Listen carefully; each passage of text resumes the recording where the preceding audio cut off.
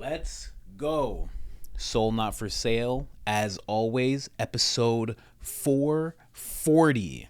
And I am 70% sure that that number is correct. But let's get right to the matter at hand. Tucker Carlson being interviewed for the first time since getting fired from Fox News by Russell Brand. This is going to be a doozy. The first clip I'm showing you right now is Tucker just talking about what happened from his perspective of what happened when he got fired from Fox, why, and what he's been up to since. Now, I know we all know about the show via Twitter, but want to know a little more personally about how he's feeling and what he's been up to outside of the limelight. So let's get into that video right now. You know I have to bring you to IamCoachColin.com first, of course. Now here's a little tutorial for you. We go to catalogs, we go to the newest line, which is America's Soul Not For Sale, and we check out the new line that we got. T-shirts for men and women, tank tops for men and women, and the infamous hot hoodie that I'm wearing right now. Very hot.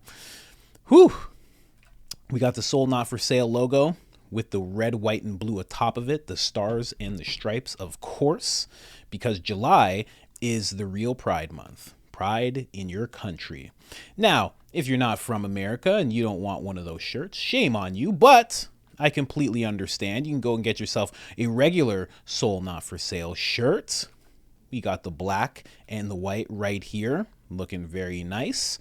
And that is on IamCoachColin.com. If you want 10% off of any purchase on the site, you can put in the code IamCoachColin. Now, that is all one word. It's all capital letters, and there's one L in the name Colin. And that'll get you 10% off. If you've done that already and you got something from the site, thank you so much. You are much appreciated. Thank you, thank you, thank you. Now let's get on to the video. Let's go. Russell Brand. Politics are beginning to coalesce. It's becoming increasingly unlikely that you can report truthfully, honestly, and in good faith, putting forward anti-establishment narratives without being attacked. Of course, we're going to talk about a lot of subjects here, but primarily we're going to want to talk about the reasons for you leaving Fox. We're going to want to talk about some of the reporting around Jan 6. We're going to want to talk about the attacks that you endured in your defense of the text messages around Trump. First of all, I want to start off by asking you, Tucker, how has it been in the 6 months or so since you left Fox? How have you been personally, and how does it compare to the time when you left MSNBC in terms of its emotional impact on you? Well, I've been fired. It's not the first time I've been fired. And I think in our business, when you work for a big company in media and, you say what you think, there's an expectation that you could get fired. So I've always had that. And I've always tried to take the long view, not just on media, but on life. All graves go unvisited in the end. I always think that. And so I was surprised. I didn't, expect to get fired that morning at all in April. So I was shocked, but I wasn't really shocked. And I wasn't mad. It's not my company. And when you work for someone else, that person reserves the right, and in fact has inherently the right to decide whether you work there or not. And I don't know why I was fired. I really don't. I'm not angry about it. You can believe me or not, but I think you can feel that I'm not. And, I wish Fox well.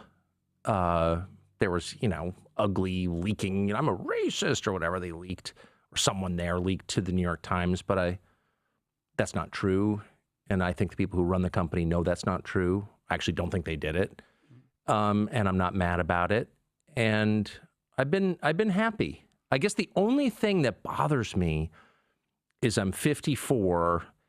And when you get a little bit older, and my wife and I, our children are grown and we live in rural settings, as you do, because we believe in nature and God and dogs. I mean, it's just a little bit too nice, kind of. And I do feel like we, people who are healthy and aware and who can read, have an obligation to be engaged in the life of the community they live in, and the life of the country they live in, and the life of the world to the extent that they can. And so my only fear has been maybe being a little bit too happy. I've spent a lot of time trout fishing, a lot of time. We have 4 dogs, a lot of time with my dogs and my wife, and a lot of kind of like late breakfast outside and stuff. And, that's not, I mean, that's great, but life has got to be more than that. So now I'm back to work, and I'm grateful to be doing that. The fact that you're broadcasting now on Twitter suggests that you still want to remain engaged in the international conversation, which is a conversation about ethics. It's a conversation about power. If you're watching us on Rumble right now, remember to press the red button if you want to. Now, that was Tucker speaking about how things have been. Now, here's the thing about what he said. Him being shocked, but not really shocked. So it kind of shows that he understands that the things that he had to say were things that could possibly get him fired. And I think when he says he honestly doesn't know why, I think that's him kind of saying, I don't know which thing got me fired. But it's obvious that something that he said a while on air got him fired. You can find hundreds of videos, mine in particular. I had the theory about BlackRock owning a little piece of Fox and a little piece of a pharmaceutical company, and it's like a conflict of interest to have the head guy speaking badly about an industry that they own, so they got rid of him. There's also the Dominion theory as well, that Dominion actually put it inside of their clauses for the lawsuit that they had against Fox. Dominion, I thought, was owned by BlackRock, but it's actually not. But I'm sure one of the big stakeholders of Fox probably has a piece, complete speculation, I would think would have a piece of that type of company, if not that exact company. So who knows, but that's been speculated by myself and by Megyn Kelly. She actually speculated that as well. So who knows, but at the same time, we all know.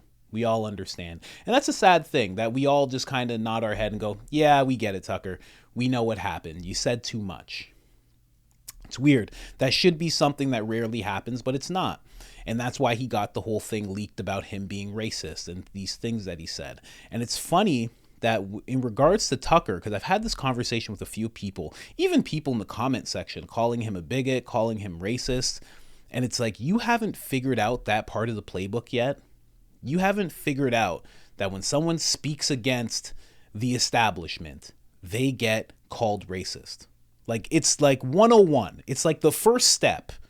Let's call him racist. Let's get, because who wants to be associated with a racist? Well, black people don't want to be associated with someone who's racist. And then white people who consider themselves allies, and then other people of color who consider themselves allies. Nobody wants to be associated with a racist. That's why they do it. Hello. You can really watch Tucker's videos and you won't see anything racist. Now, what people talk about, and Russell's going to talk about later on in the interview, is that when Tucker talks about the shift of demographics in the country, changing the country, people are saying that's coded racism. Again, complete nonsense. It's just how you get branded. I'll always go back to it. Ben Shapiro was called a Nazi when he first stepped onto the scene because they didn't like what he was saying so much. They had no idea who he was. They didn't see that he had a yarmulke on his head. They were like, he's a Nazi. And he was like, what? He's like, do you know who I am? Shapiro? Hello? And yeah. And that's just a constant thing they do. I mean, they're even to the point where they're calling black people white supremacists. There was somebody on The View that came forward and said, you don't have to be white to be a white supremacist. I don't know.